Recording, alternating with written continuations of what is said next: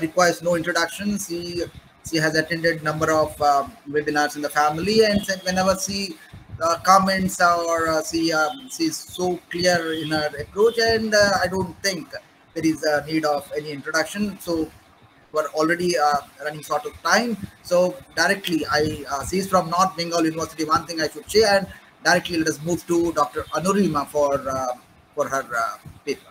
Well, welcome, madam. Dr. Anureema. Thank you, Professor Rao. And I humbly request that my name be corrected, and I'm not Dr. Anureema Bhattacharyya, but I'm Srimati Anureema Bhattacharyya. Please, I will like to do this correction, particularly in the group. Thank you so much, philosophy family, for giving me this opportunity. And this philosophy family is a place where I can feel that I'm a student of philosophy. It makes me really explore my studentship of philosophy, my continuing to be a student of philosophy, my nurturing of philosophy beyond the classroom lectures. Thank you so much, philosophy family. Now, the topic of today's lecture, which I have selected, is the culmination of logic and metaphysics in the Hegelian philosophy. I would like to state the context of selection of this particular title.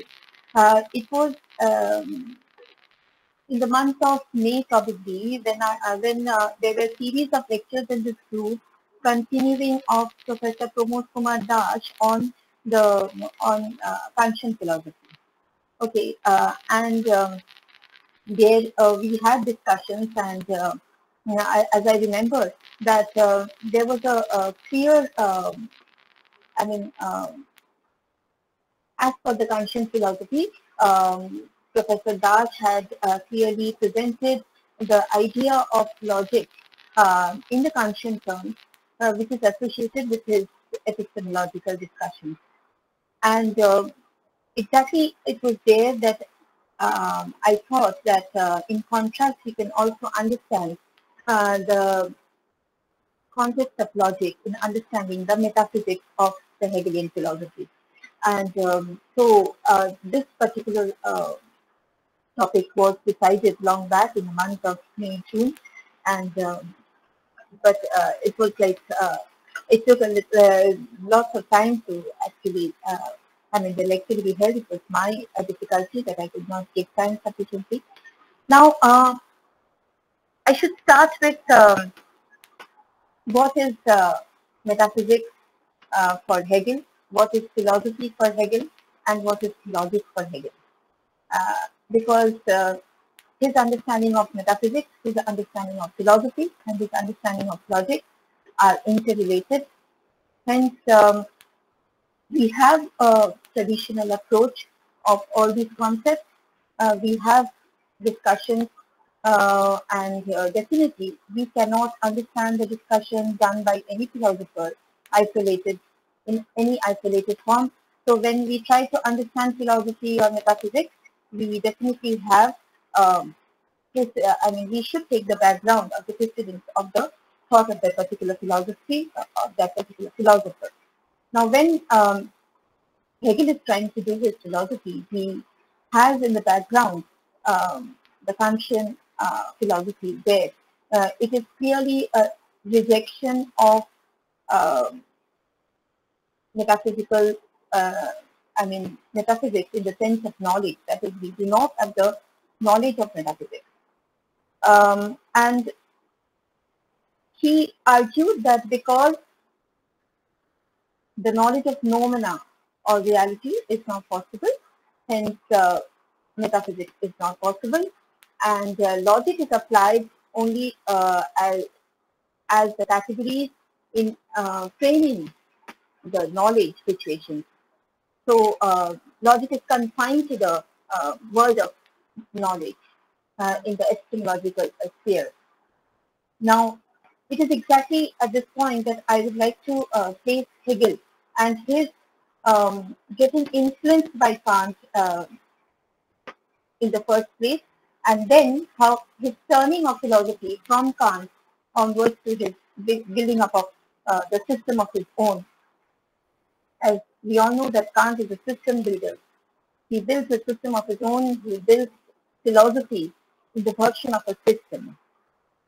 And we should understand what exactly affected Hegel, or what exactly influenced Hegel. I mean, what point of Kant exactly influenced Hegel? Um, the basic point that when we try to do philosophy, we have to, if we focus towards knowledge, or if we focus towards knowing reality, it should start from experience. It should start from our experience. So I think that this was one point of similarity, that this was one point of, uh, borrowing from Kant, which Hegel had done.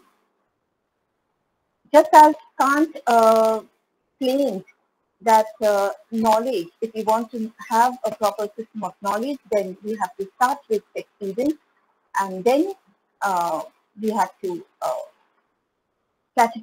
we have to frame it in a particular under with a certain categories, and then we have to have a complete understanding of the knowledge process.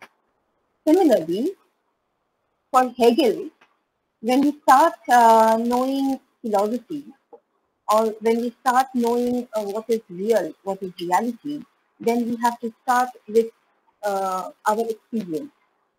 But in understanding experience, Hegel has a very peculiar mindset. What he says is that when we try to know experience uh, of the world, of the sensible world,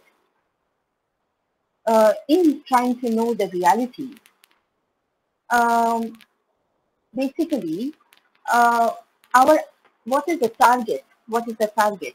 Why are we trying to analyze, uh, or why are we trying to delve into our experience? The basic target is to build a philosophy which will be raised to the level of science. So this is also another point where Hegel is similar to Kant, that he wants to build up a philosophy um, in the level of science. But his understanding of science and Kantian understanding of science is different. What Hegel says is that for him, a scientific study means to build up a system where we have an understanding of the whole. This a systematic thought or a systematic understanding of the universe makes philosophy a science. So it is building up of a system actually which counts as scientific in understanding philosophy. Now, what is this systematic knowledge? Systematic knowledge is to build up a system of uh, knowledge where each and every piece of knowing are connected. Each and every piece of knowing are connected, and there is an interconnected whole which builds up a system. Now, this system of knowledge will have a peculiar feature of being absolutely true. Now, this absolute truth will hinge towards um, truth considered in all the perspectives. Truth considered in all the perspectives. Therefore, we have to understand truth um, in through the experiences, or to analysis of our experiences. In, there are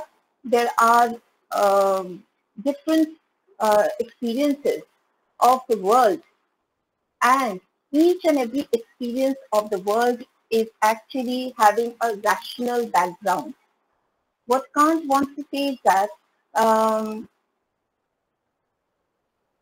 is a rationality, there is a rational thought behind the existence of each and every human experience.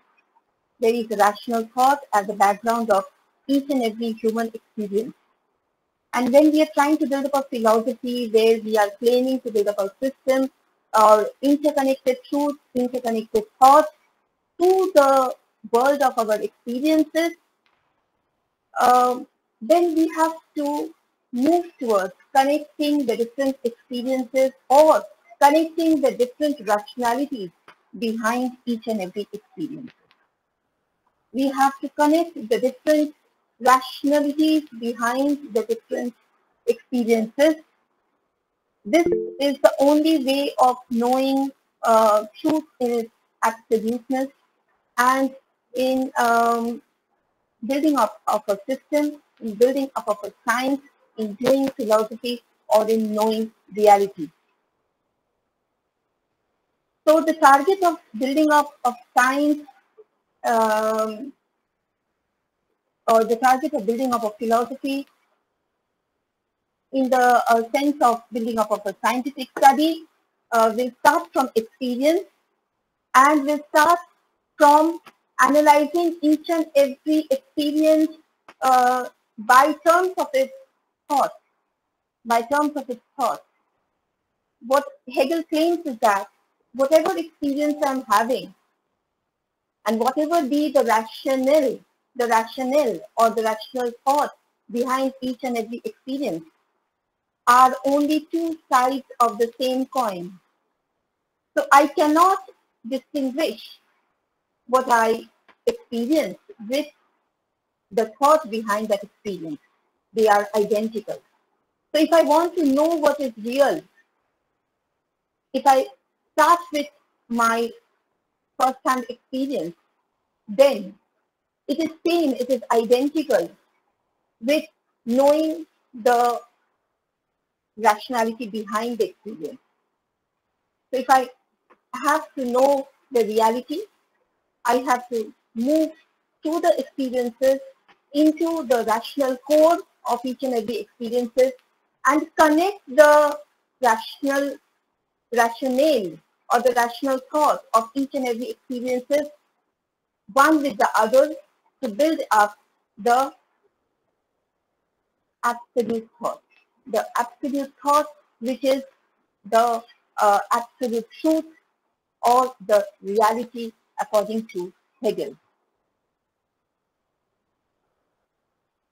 Now, when he starts with this idea of philosophy, when Hegel starts with this idea of philosophy, then he has to start with analysis of the interconnection of the thought. He has to move towards the interconnection of the different thoughts, and then only he can reach towards what is actually targeted for them in building up of a philosophy, in building up of a theory of knowledge or a theory of reality, in knowing the reality. If I want to know reality, then I have to know the connections of the different thoughts behind the experiences. The different individual thoughts are connected, and this connection of the different individual thoughts brings in the context of the Hegelian logic. Brings in the context of the Hegelian logic, he says that there is a typical way that different thoughts behind the experiences are connected, and therefore we can say there is a typical way that the different experiences are connected. Now, in this particular point of time, at this juncture, Hegel actually transcends the limits of time, and he says that we have to delve into the human history in understanding reality, because we have to connect our present with the past, and then again we have to move into the further past, and we have to connect the thoughts down the lanes of the human history in order to get an idea of the totality of the thought, totality of the individual thought, and then only we can have an access to the absolute thought, which will be considered as real, or which will be the truth according to Hegel. Now, the peculiar way in which the different individual thoughts are connected, according to Hegel, is dialectic. It is the dialectical connection between the different thoughts, between the different individual thoughts, which Hegel talks of. We have known of dialectics in the past also from, Socrates and Plato, but the peculiarity of the Hegelian dialectics lies in that he will try to understand dialectics in the form of triadic moments. There are moments where we will come to understand the movement of the thoughts in the dialectical fashion. Thoughts move in dialectical fashion, and the movement of the thoughts refer to the different points of time or the different moments of the thought. So the dialectics of thought in the Hegelian philosophy is is not confined to a single moment. It is actually moving from one moment to another. So we can understand the dialectical connection of thought in Hegelian philosophy only when we move from one moment to another. What he says is that when I try to understand the rationality behind one experience, we come to some thought, and in the next moment immediately, that thought moves towards the negative thought. How does the thought, a particular positive thought, move towards a negative thought? Because the thought A in the moment A, or in the first moment, immediately comes to realize that becomes conscious of itself and realizes the limitations. And only when a particular thought realizes the limitations of itself or becomes self-conscious of its limitations, that the thought moves towards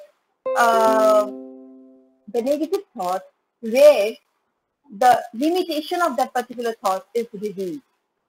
So the particular thought A becomes complete or is incomplete without considering or without being conscious of its limitations, and which compulsorily leads towards the negative thought. So Hegel says that the thought A is incomplete in understanding that it is not A. So it is not A. This realization, this consciousness brings in the context of the negative thought not A. So the understanding of thought A is not complete unless and until the realization of its limitation of being not A, of being not A, enters into the domain, and the thought A in the second moment moves towards the negative thought. In the third moment, what happens?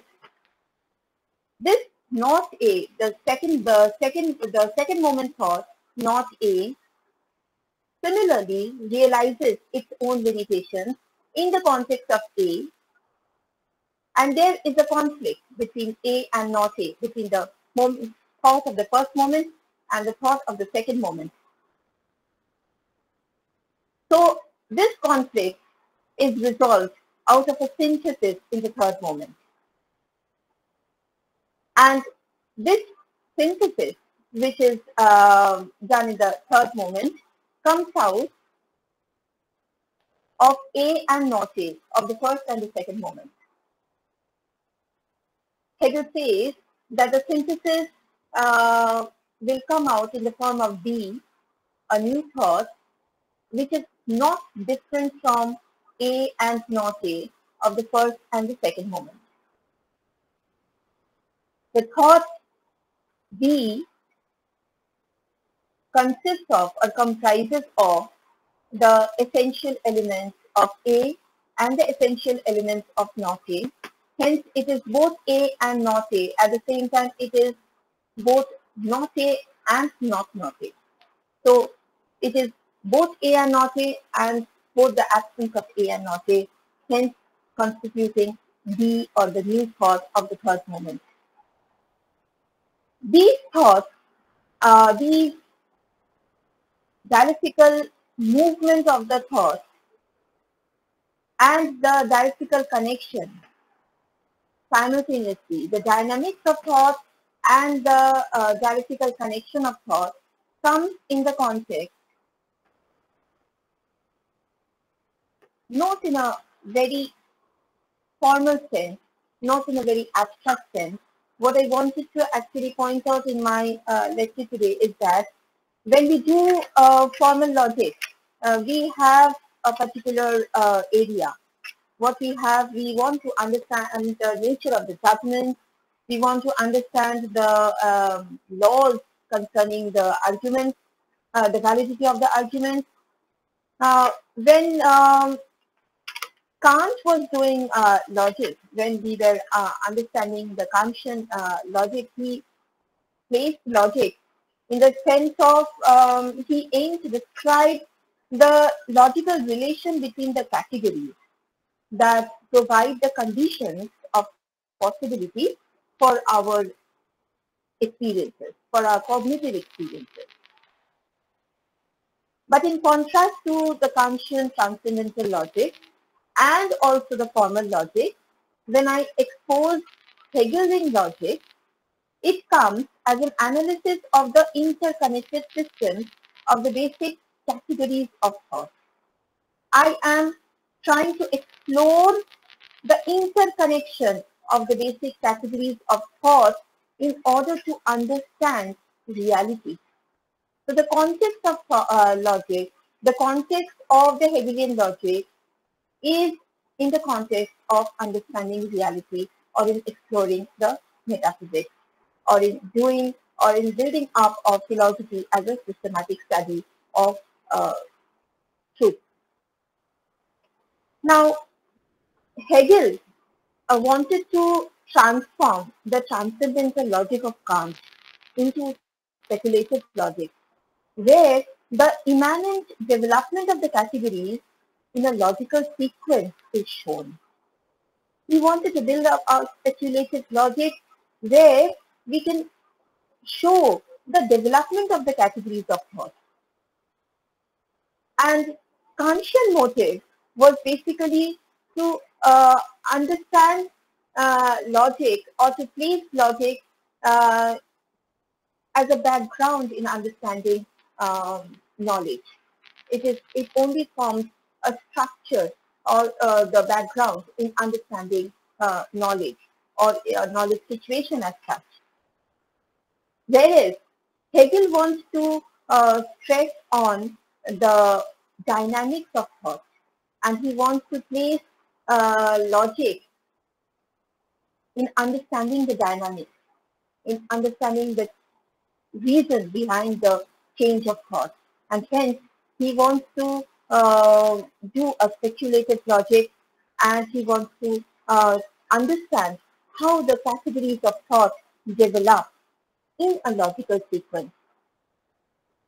Now, the categories are articulated within the categories of thought, according to Hegel, are articulated in three interconnected systems.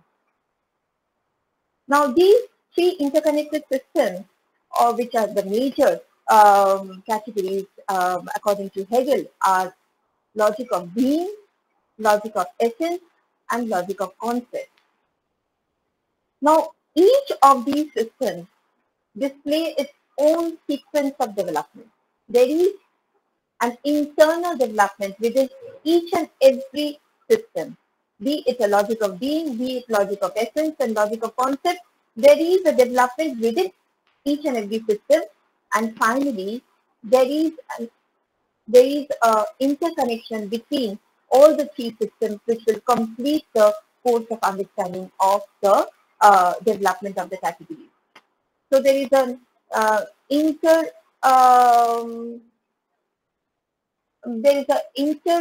development and there is an intra-development of the categories of thought. Now, logic of being. What is logic of being? According to Hegel, logic of being functions through the logic of transition between the categories. Logic of essence, it displays a logic of reflection or opposition and the dichotomy between the different categories. Whereas finally, the logic of concept expresses a logic of the immanent self-development between the interconnected categories. Now, elements of all the three categorical systems are integrated as a system. When we move from logic of being to logic of essence, and then from logic of essence to logic of concept, this comprises the whole of the speculative logic of Hegel. Now, this speculative logic provides a logical version of the history of metaphysics. The speculative logic of Hegel provides a logical version of the history of the growth of metaphysics from Greek ontology to the metaphysics of substance in Spinoza, or the metaphysics which we have dealt in the function era, that is the subject metaphysics. Then finally we move to the speculative philosophy of Hegel. So this history of the metaphysics and this logical movement of the history of metaphysics constitutes the speculative logic of Hegel. This enormously ambitious philosophical project of Hegel, it's really a pity that it remains undiscovered and is even frequently disregarded in contemporary readings of Hegel. Hegel's logic actually provides the underlying framework for all his philosophy of the reality. It provides the underlying framework of any philosophy of reality, be it the philosophy of nature, be it the philosophy of the subjective spirit. The categories of the speculative logic also plays a vital role in understanding of the philosophy of the social world, of art, of history, of politics. Now, we have to understand that when Hegel talks of speculative logic, what exactly is his point of diversion from the classical logic? As I see in Aristotle, or later on when logic developed, formal logic. Now, what Aristotle says about logic is that logic is the thought thinking itself. But Hegel takes this insight, he borrows this insight from Aristotle, and also he borrows the insight of the Kantian transcendental logic, and he builds and he makes a synthesis to build up his speculative logic. He says that the logic of categories makes our experience possible. He says that the logic of categories makes our experience possible. He develops an account of the basic categories of thought in their immanent relations and the development in sequence within the distinctive categorical system. Now, there is another point which strikes Hegel in building up this speculative logic. When he begins with the speculative logic, then the background of the transcendental logic and the formal logic, which they're ungrounded. Hegel wanted to move beyond this ungrounded character. What he says that um, the laws of thought, like the law of identity, the law of contradiction, that is A equal to A, or A cannot be both B and not B at the same time. These laws uh, are taken as self-evident. Similarly, we find some basic categories of thought which are ungrounded in the Kantian philosophy. Also, what Hegel says that even the most basic laws and the most basic principles of thought must be grounded. They must also be justified. They must have a minimal presupposition. He says he therefore attempts to present the self-grounded system of the categorical relations without presupposition that will develop into a rationally connected totality of the thought determination. It will develop into a rationally connected totality of the thought determinations. That is, maybe that each and every thought considered in isolation will be self-grounded, but we can find an interconnection of the different thoughts, and this will form a justification of the grounding of the thoughts.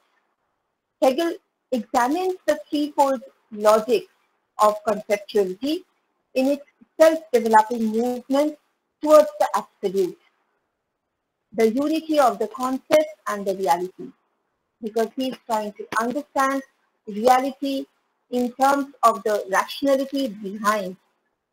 He wants to say that the world is rational. The world is a rational thought.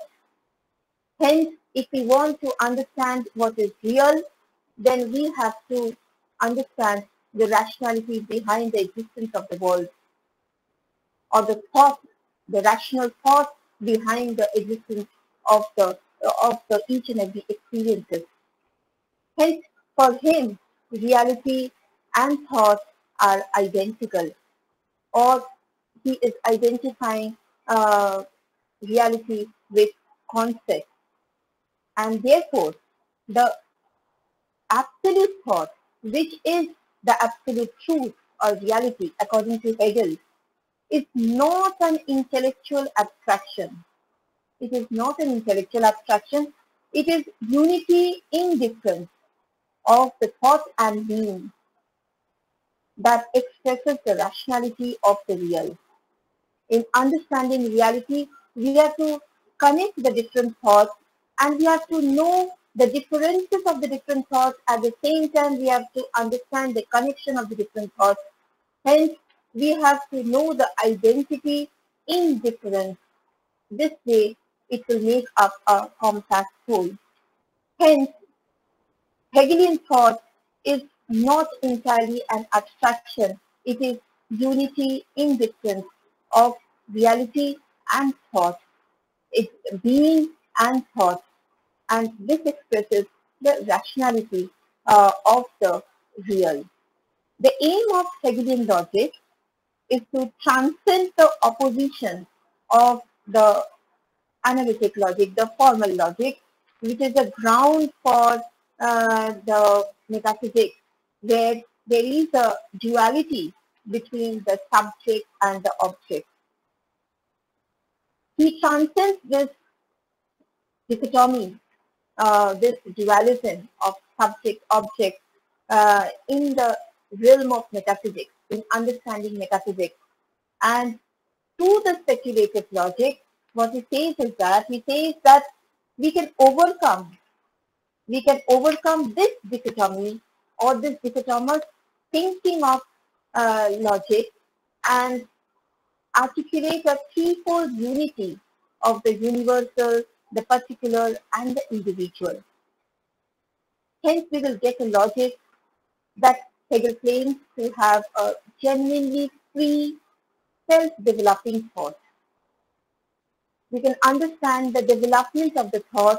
We can understand the dialectical connection and the dialectical change, the movement and the development of the thought. Because of this peculiarity, Hegelian logic provides an essential background for understanding his analysis of society, his analysis of history, culture, and politics. Therefore, Hegelian logic is not an abstract one, or it is not an is very different from the analytic logic or the formal logic we have. It is based on understanding reality. It is absolutely a system which is supposed to be grounded through the categorical relations in different parts of the Hegelian logic. So Hegel's entire system is supposed to be grounded in the categorical relations in different parts of the Hegelian logic.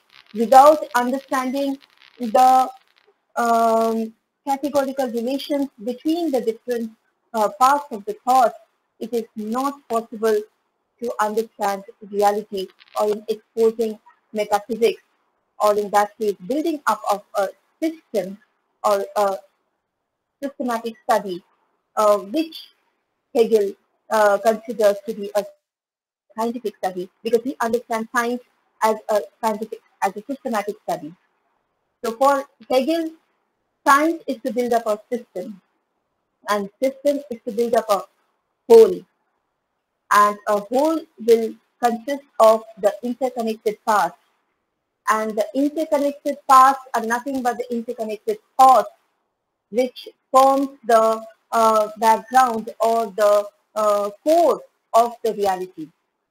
Because the world is rational, and if we go into analyzing the experiences, there is nothing but the rationality where we will finally reach. And so, if we want to understand what is real, it is nothing but the rational thought at the background of our experiences. And this rational thought is always moving, it is always changing in a dialectical fashion. And the logic of the movement of the different thoughts, this logic is actually what is essential in understanding reality. Hence, the employment of logic and in understanding reality overlaps in Hegelian philosophy, and therefore I say that there is a culmination of metaphysics and logic in Hegelian philosophy. So that's all I wanted to say. So please.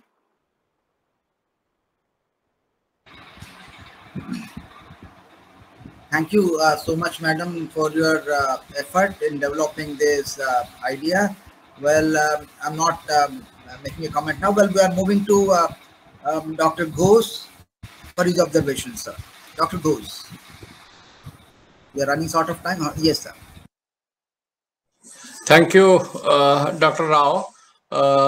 Anureema has presented very nicely the Hegelian emphasis on Hegel's logic and its culmination with metaphysics.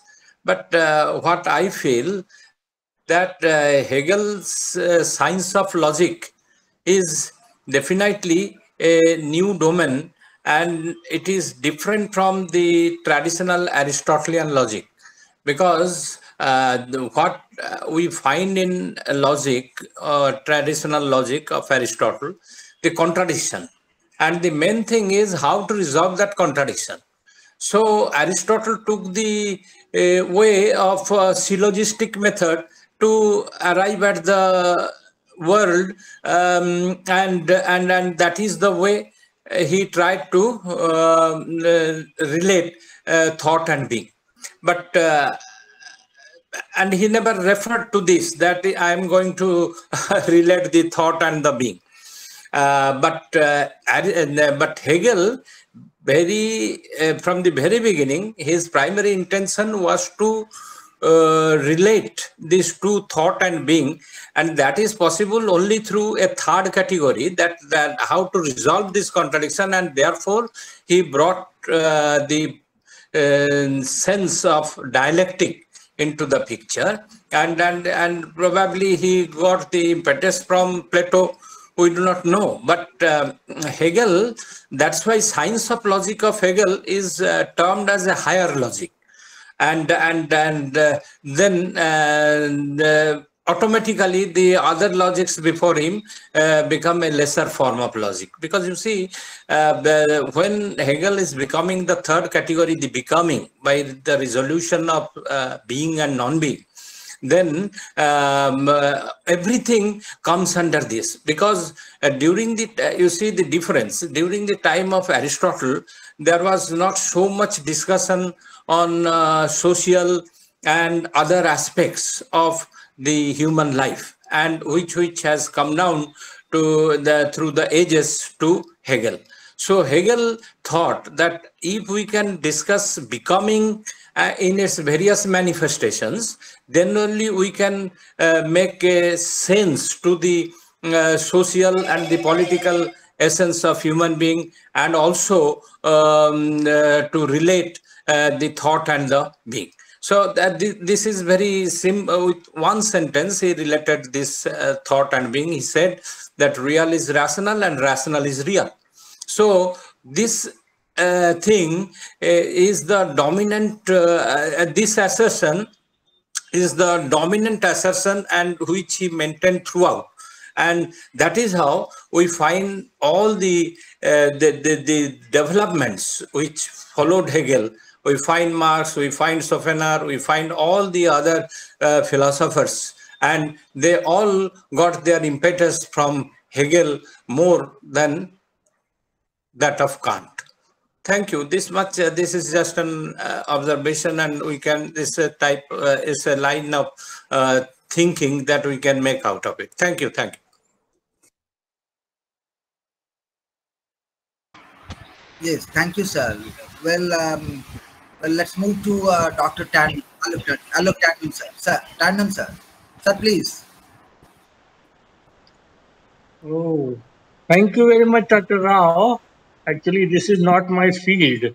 So it was a learning experience for me that Anureema has presented a very thought-provoking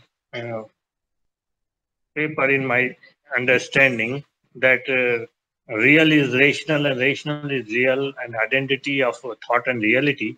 But some very, very, you must say, not very philosophical, but some questions come into my mind. That when he talks about the scientific understanding of the world, and he still talks about a sort of connectiveness, logical connectiveness, and then he reaches at the absolute idealism. How can we compare with the scientific understanding of world today with this understanding of idealism, idealistic absolutism of Hegel? This is a problem with me, because I think that scientific understanding does not go well with this idealism of Hegel. And later developments of logic of sciences, I think, may be different from the logic of dialectical development in the world. And and again, something comes to my mind, that this dialectics, how it progresses, thesis, antithesis, synthesis, how can it lead to some sort of absolute? It will continue. Why a culmination? This is the question. And the third is the very observation that Professor Ghosh was also talking about. His contribution is that he talking about becoming. But the way Marx has turned up or turned down the whole Hegelian dialectics, how you look at that is my personal interest in that. Thank you. Shall I add one thing to Anureema's view? Yes, sir. Yes, sir. Yes, sir. Yes, You sir. have to keep in mind that Hegel claims that logic itself follows from God. Okay, God, he claims that logic is the source of logic is God. And that is how we get the absolute idealism and objective idealism. So I think you have read on it, you explain it further. Thank you, thank you. Thank you, sir. Thank you. Sir, what I have to say is that Hegelian understanding of science is very peculiar. Hegelian understanding of God is very peculiar. Okay, so what he understands by science is a systematic study. And he wants to build up a system, and this is what he understands by science. So his conception of science is very typical, very peculiar, very concrete. He wants to have a system, and by system he means a holistic study. Okay, so the interconnected parts and the interconnected whole will only make up of a system, and this system will only constitute a science. So he has a very peculiar conception of science. And next, when you were talking of God, sir, his conception of God is also not not the classical sense of God. He understands God as identified with truth. He understands God as identified with thought. So he does not understand God as an entity other than thought. So this absolute thought, which is real, and God, they are identical. So his understanding of God is also, I mean, here subject and object are identified. So definitely there is a very peculiar sense of understanding of the science and God. Then Aloki, your second question regarding culmination, if you're referring to the title of my presentation, I wanted to show the culmination of metaphysics and logic. Okay, I did not say the culmination. I was not claiming any sort of culmination of the dialectic towards the absolute. Okay, I wanted to show the culmination of metaphysics and logic, or the overlapping rather, or the overlapping in understanding thought and reality, and in overlapping of the understanding of metaphysics and logic. So in this sense did I mention the culmination. And your third question, when you were talking of Marxian dialectics, and I think you must be having a better answer to this than me. But what I can say is that definitely Marx was a young Hegelian. He was very much influenced by Hegel, but at the same time he was a critic of Hegel, and he definitely pointed out some very concrete points which he could not agree with Hegel. So regarding this dialectic, regarding the dynamic, he definitely borrowed from Hegel. So he accepted this dynamic part from the Hegel, but he did not accept the idealist part of Hegel. So he was not trying to put dialectics or dynamics in the context of thought or in the context of idealism, but he wanted to place the materialistic history and he wanted to place dialectics in the context of understanding reality in terms of materialist interpretation of the human existence. So the context of dialectics is not idealism for Marx. The context is different, and he took the idea of dialectics, but he applied the dialectics absolutely in a different way. Rather, he criticized Hegel in understanding reality in terms of thought, and he understands reality absolutely in a materialist version of the society, where he applied this dialectics. So this much I have to say. Please. Thank you, madam. Thank you very much. Thank you, sir. Thank you, Dr. Bose and Dr. Tandon. Well, well, I'm not much clear. Well, paper is somehow somewhat technical, and if I have certain say things to understand to know. Actually, what is this speculative logic? As you say, it's a development of over the categories of understanding. Okay, this is what you're trying to say. And when you say, when you associate speculative logic with Hegel, a question comes to my mind whether this dialectical method itself a part of this speculative part of speculative what do you say and it is a speculative enterprise. Is this dialectical method itself a speculative enterprise? Because when you say that a thought is never complete when it doesn't entertain its negative counterpart, and then you try to imagine not a as being not complete unless and until you find a not of not a. So to make that thought complete, so a sort of imagination is brought into the field. So I'm not clear as to what this speculative logic is all about. If that in this speculative method, well, this dialectical method is in a process speculative. I'm not clear. Please, madam. Yeah, surely this is a speculation exactly. The thought in a particular point, positive thought A, that moves towards not A, because understanding that it is incomplete in the aspect of not A. Being conscious of the limitation, it moves towards the negative part.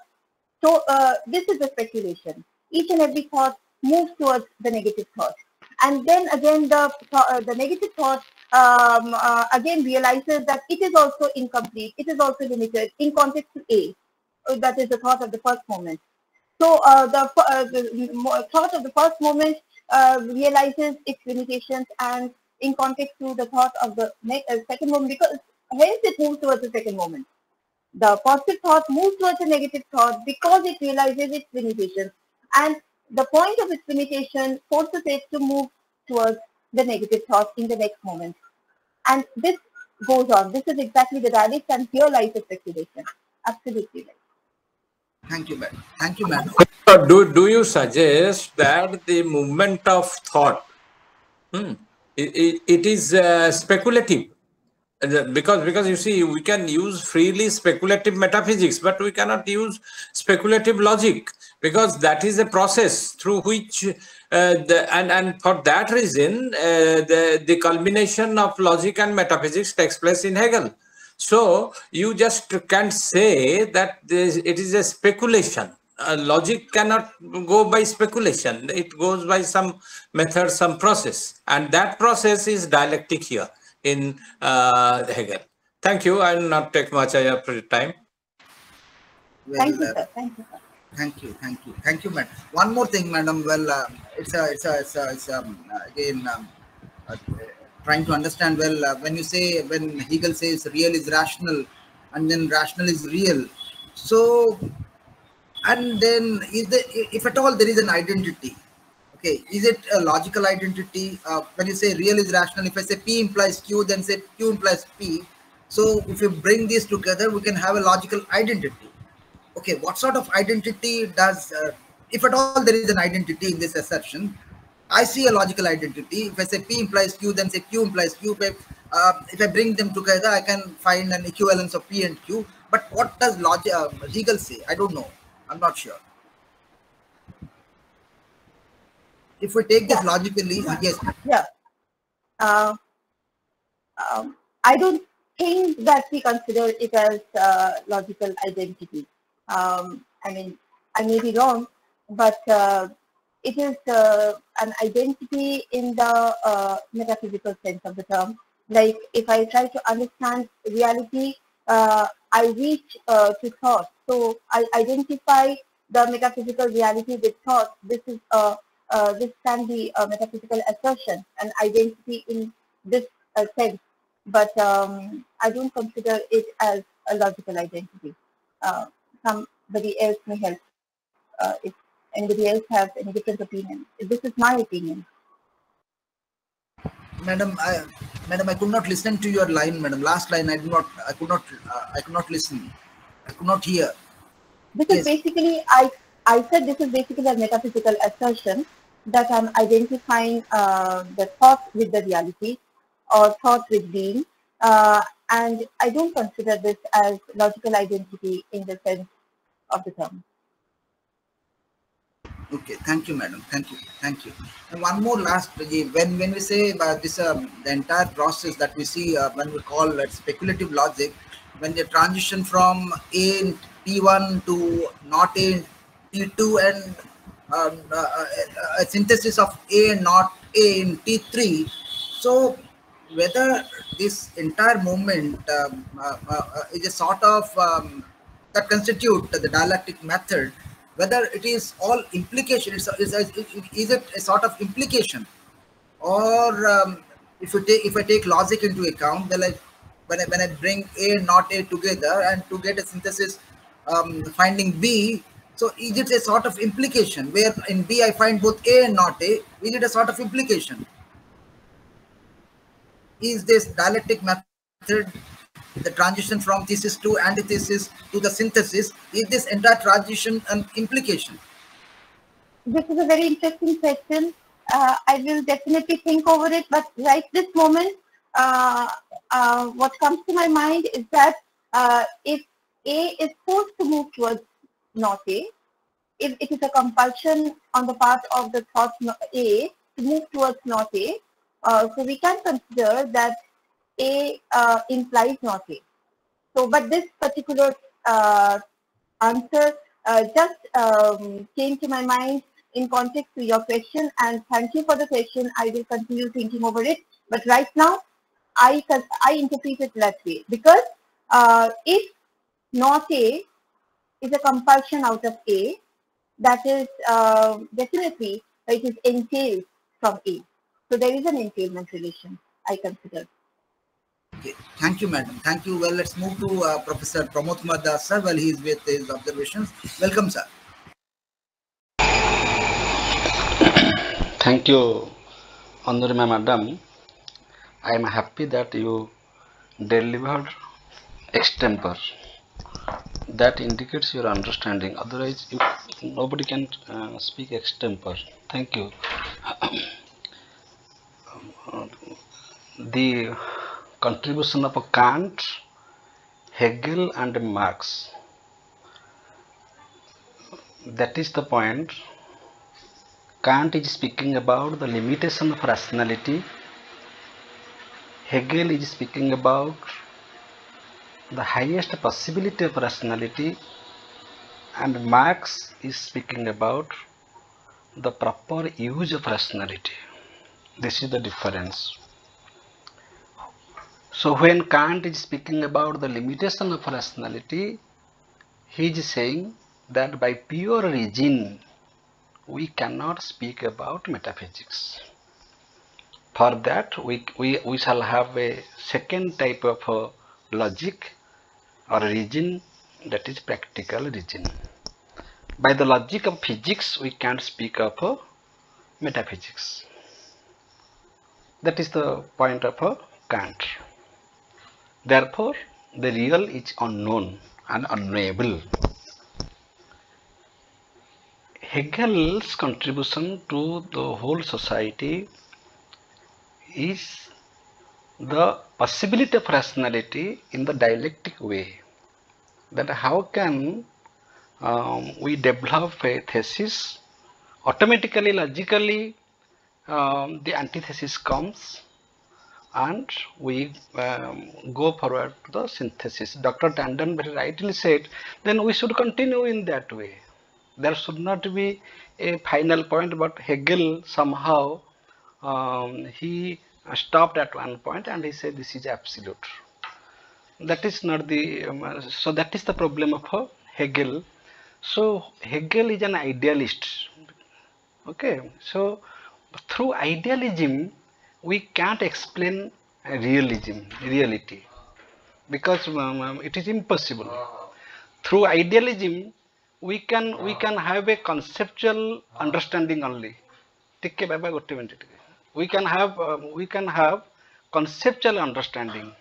Okay, so for that conceptual understanding we can have best use of logical analysis.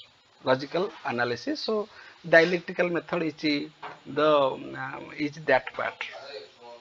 But when we are talking about Marx is speaking about dialectical materialism. He used that dialectical method for society, for economics, for the practical life of a man.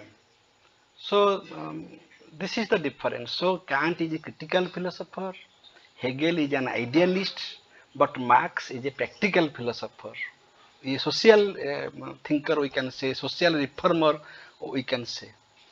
So my question is to Anureema Madam, whether by speaking about dialectical possibility of a human understanding, Hegel is eliminating metaphysics or establishing metaphysics? That is the question.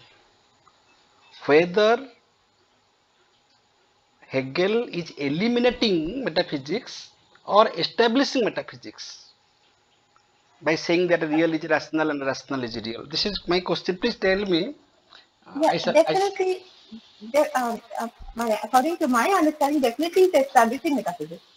How? But it is impossible. Through logic, you can't establish metaphysics. Yeah, he has a understanding of reality in the sense of thought. No, your thought ends with your thought. Your thought can't reach to the reality.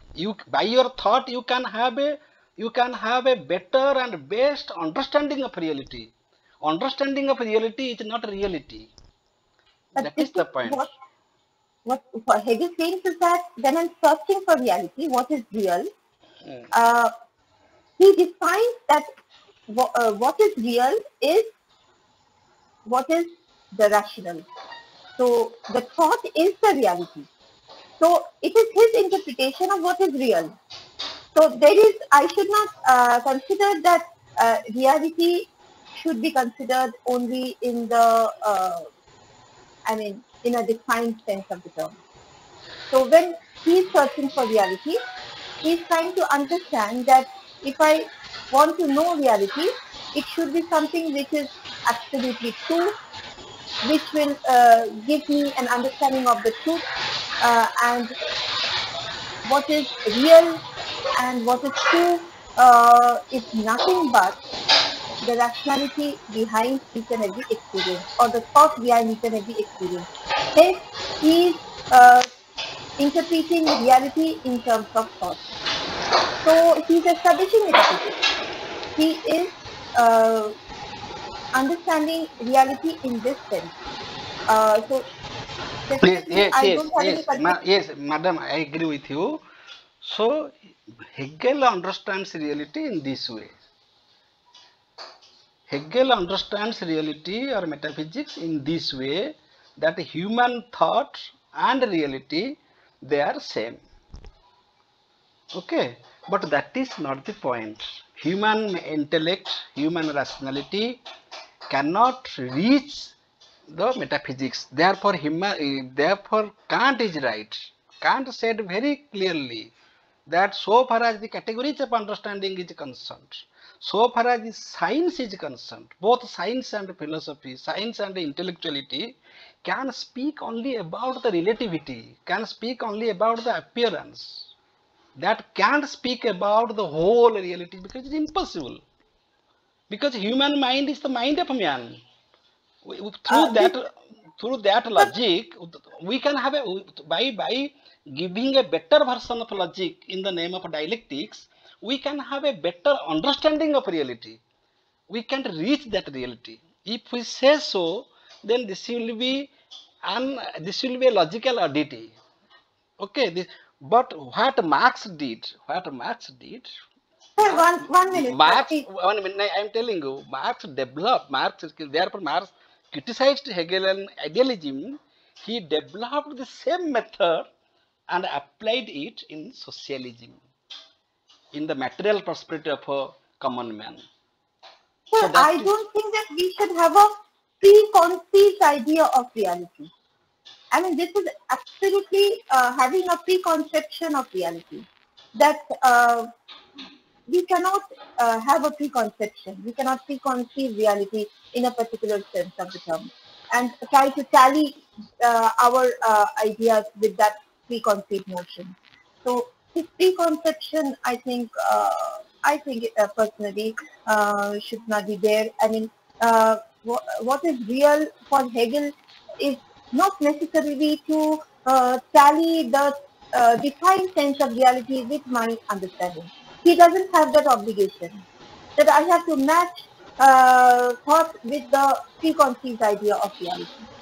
He is trying to understand what is real without having any preconception. okay, madam, we shall discuss later. So now over to Dr. Rao for concluding the session. Thank you. Thank you, Professor Das. Thank you, Professor Anureema Bhattacharyya, for a very good lecture and also for your responses. Well, it was a nice lecture and many things can be discussed. We can take this personally. We can talk to Dr. Anureema on this issue so that we can learn from her, and she can also develop this paper in a much better way. And very nicely, she has taken the effort. And I request Dr. Anureema, Professor Anureema, to present to submit a paper, okay, for the third publication of Philosophy Family. So thank you, Professor Anureema, for your lecture and the responses that you gave to the participants. Thank you so much. Well, it is already 9. Well, simply let me tell that both the sessions were really interesting, and I personally would like to say that I have learned from both the lectures, and this evening was really good for me, and because it was a good learning experience. Well, I think the similar experiences would have been there with the participants in this webinar. For this, I would like to thank Dr. Rekha Ojha and also Dr. Anureema Bhattacharya for finding time for Philosophy Family and delivering so good lectures. So good lectures. So thank you so much, both of you.